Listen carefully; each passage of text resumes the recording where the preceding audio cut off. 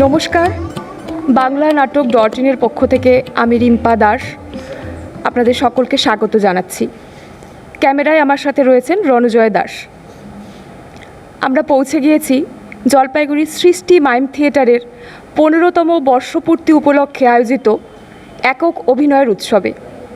আমাদের সঙ্গে রয়েছেন লেখক, নাট্য নির্দেশক, নাট্যকর্মী এবং সৃষ্টি মাইম থিয়েটারের কর্ণধার সব্যসাচী দত্ত। সরাসরি চলে যাচ্ছি ওনার কাছে। দাদাকে স্বাগত জানাই। কতদিন থেকে এই নাট্য উৎসবটার আয়োজন করছেন? আমাদের দল 2010 সালে আমরা তৈরি করেছিলাম জলপাইগুড়ি সৃষ্টি মাইম থিয়েটার। তো এবছর 15 বছরে পা। তো সেই জন্য সারা বছর ধরে বিভিন্ন অনুষ্ঠানের পরিকল্পনা করা হয়েছে। তার একটি অংশ হচ্ছে এই দুদিনের সোলো অ্যাক্ট ফেস্টিভ্যাল। অত্যন্ত গুণী অভিনেতা যারা পারফর্ম করেছে, এবং আগামীতে আমাদের আরও কিছু পরিকল্পনা রয়েছে।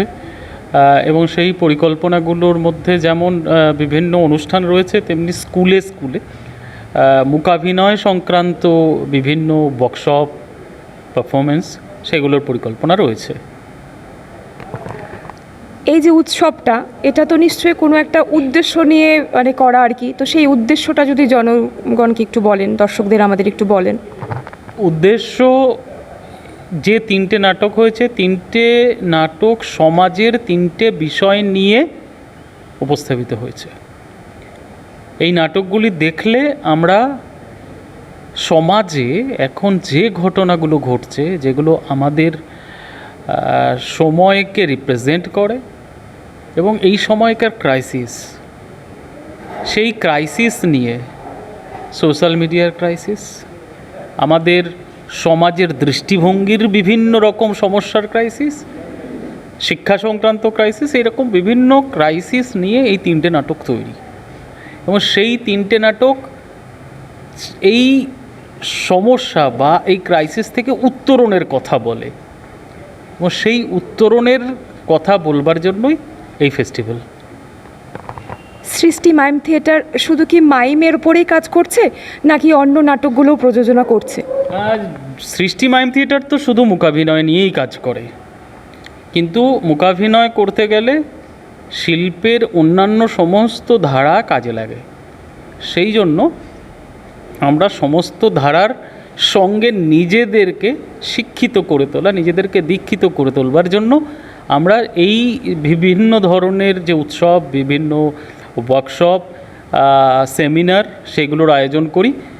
তা থেকে আমরা যারা নির্বাক অভিনয়, মূকাভিনয়, ননভার্বাল থিয়েটার করি, তার দ্বারা আমরা অনেক রিচ হই, অনেক শিখি, জানি। সেই জন্য এগুলো করা। এই যে নাটককে এগিয়ে নিয়ে যাচ্ছেন, তার জন্য কেন্দ্র বা রাজ্য সরকারের তরফ থেকে কোনো আর্থিক অনুদান পাচ্ছেন কি? আর্থিক অনুদান পাওয়া, আসলে সরকার কখনো আর্থিক অনুদান দেয় না। যে ধরুন আপনি একটি কাজ করছেন, তার জন্য সরকার এসে আপনাকে অনুদান দিচ্ছে, এটা কখনো ঘটে না। অনুদান চাইতে হয়, যে আমরা এই কাজ করছি, আমাদের অনুদান দিন। আপনি যদি অনুদান দেন, তাহলে আমরা কাজটা করতে আমাদের পক্ষে অনেক সুবিধে হবে। হ্যাঁ, সেই ধরনের অনুদান আমরা চেয়েছি, এবং কখনো কখনো সরকারের তরফ থেকে সেই অনুদান পেয়েছি। কিন্তু সেই অনুদান প্রয়োজনের তুলনায় এতটাই সামান্য, এবং এতটাই যে কাগজপত্রের যে এত জটিলতা, সেই জটিলতাকে অতিক্রম করে সেই অনুদান পাওয়াটাও খুব একটা কঠিন কাজ। তো সেই সমস্ত বিষয়গুলোকে আমরা যেমন ইদানিংকালে ভাবছি যে আর ওই সরকারি অনুদানের দিকে যাব না। আমরা এখন ভাবছি যে আমাদের সঙ্গে যারা জুড়ে আছেন, সাধারণ মানুষ যারা আমাদের কাজকে সাপোর্ট করেন, প্যাট্রোনাইজ করেন, সেই সমস্ত সাধারণ মানুষের কাছেই আমরা আমাদের হাত বাড়াবো। এবং সত্যি সত্যি সেই হাত বাড়ানোতে আমরা কিন্তু সাড়া পাচ্ছি, এবং আমাদের এই যে দুদিনের উৎসব হলো, তাতে কোনো সরকারি অনুদান আমরা নিইনি। আমরা কিন্তু সাধারণ মানুষের কাছ থেকেই চাঁদা নিয়ে তাদের কাছ থেকে যে দান তা নিয়েই এই অনুষ্ঠান করেছি। জলপাইগুড়িতে বা অন্য কোথাও পার্শ্ববর্তী এলাকা বা যে কোনো জায়গায় নাটক করার ক্ষেত্রে আপনার কি মনে হয় কোথাও কোনো প্রতিবন্ধকতা আছে? আমার তো মনে হয় না কোনো প্রতিবন্ধকতা আছে। এবার যদি আপনি বলেন যে কোনো টেকনিক্যাল সমস্যা, সেই টেকনিক্যাল সমস্যা এক এক জায়গায় এক এক ধরনের। তো আমার ব্যক্তিগতভাবে কাজ করতে গিয়ে আমার কখনো মনে হয়নি যে কাজ করতে খুব অসুবিধে হচ্ছে বা মানুষ সহযোগিতা করছে না, এরকম আমার একবারও মনে হয়নি। এবং ছোট ছোট যে ছেলেমেয়েরা আছে যাদের আমরা ইয়াং গ্রুপ বলি, তারাও ভীষণই উৎসাহী কাজ করবার জন্য, থিয়েটারে কাজ করবার জন্য। তো ফলে আমার ব্যক্তিগতভাবে বা আমাদের দলের খুব একটা সমস্যা কখনো হয়নি। নাট্যকর্মীদের উদ্দেশ্যে ছোট্ট করে একটা বার্তা।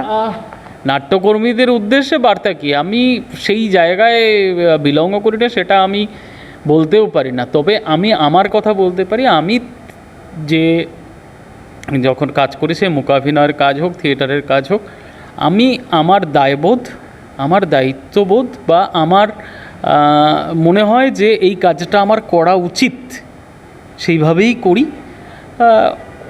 নিশ্চয়ই অন্য মানুষ যেভাবে করেন তার নিজস্ব দৃষ্টিভঙ্গি রয়েছে, যেভাবেই কাজ করুন না কেন তিনি তার মতো করে কাজ করবেন এবং ভালো লাগার মতো করে কাজ করবেন, এইটাই। বাংলা নাটক .in-এর পক্ষ থেকে আপনাকে অনেক অনেক শুভেচ্ছা, অভিনন্দন। বাংলা নাটকের প্রচার এবং প্রসারের স্বার্থে বাংলা নাটক .in-এর এই উদ্যোগটাকে আপনি কিভাবে ব্যাখ্যা করবেন? অবশ্যই খুবই সাধু উদ্যোগ, খুবই ভালো উদ্যোগ, দীর্ঘদিন ধরে কাজ করছে। অনেক অনেক ধন্যবাদ। Thank you. আমাদের আজকের অনুষ্ঠান আশা করি দর্শকদের খুব ভালো লাগবে। আমরা সব্যসাচী বাবুর থেকেও অনেক কিছু জানলাম। নাটকের সঙ্গে থাকুন, নাটকের জন্য বাঁচুন। আজ এখানেই শেষ করছি। নমস্কার।